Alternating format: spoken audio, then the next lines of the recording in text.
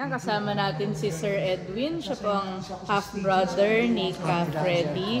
So, ano pong fondest memory nyo kay Ka Freddy? Pinakamasaya pong alaala nyo kay Ka Freddy?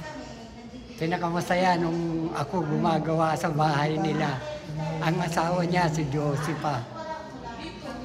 Ay, mga anak niya, sina Megan, ang liliit pa nun eh.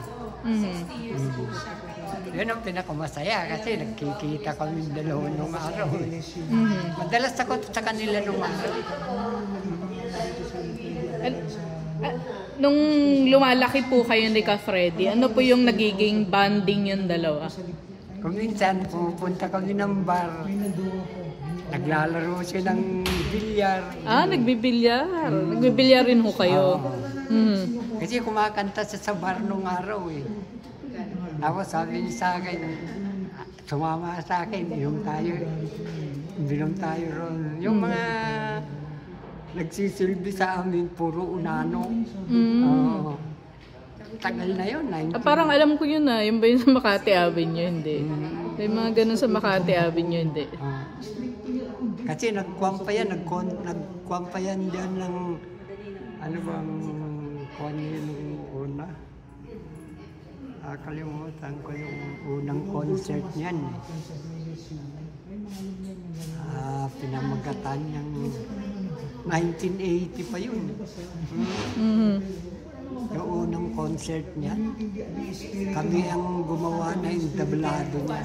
Kuya, ikaw gumawa, sabi sa akin. Ano po kayo, naggagawa po kayo ng set design, ng stage?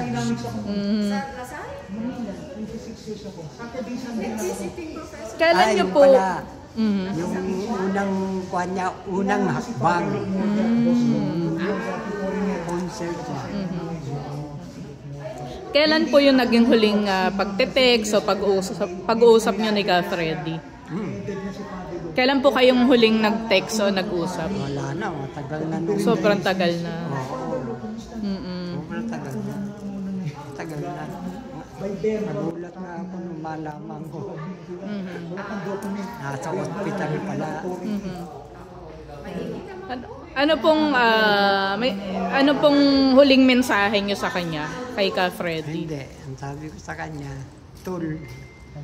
Sabi niya, kasi nung nawala na siya, sabi ko, Tol, rest in peace. Yan lang ang kuha ko sa kanya. Salamat po. Nakikita ko nga yung kuha niya, lalo.